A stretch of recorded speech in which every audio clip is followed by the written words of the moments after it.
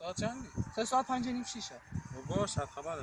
خدا زنگ دی به باشه، من تا آقا ببخشید مزاحمتون شدم، یه حرفی باهاتون داشتم. خواهش میکنم داداش بفرمایید.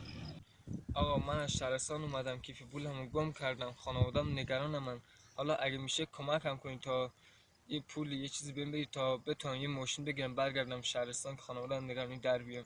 خب باشه. نه بابا ول شده میرمشون کارشون همیشه. خب شاید راست نه عزیزم تو خود هیچ پین داری این دست در بازی بکسی نارن آقا نارن عزیزم ما ناریم خدا روزی تو جای نیبه ببخشید خدا نارم بابا تو خود هیچ پین داری این بعد نه عزیزم نارم.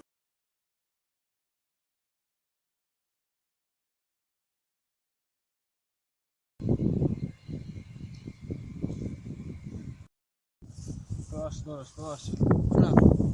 باش کیف پولتون افتاد رو زمین، بفرمایید. یک گفتم شاید راست به والا خود چه به من چه همه چی یک نیست اینجا. آقا ببخشید من شرمنده‌ام چنین میاد کمک ممنونم، خدا بزرگه. اون حرفی که اونجا زدید خدا میرسونه. خداحافظ شما.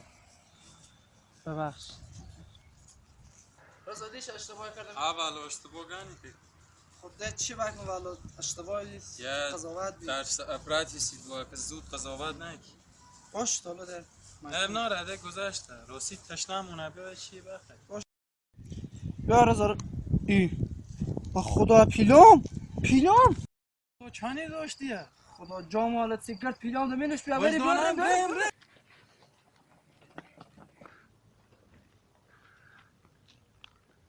اوفیس چشو کرد من پیجا خوی داشو برد من ای دست سر نکن من خدا و روزی رسانه و یه نم سه پیل چل گول شدن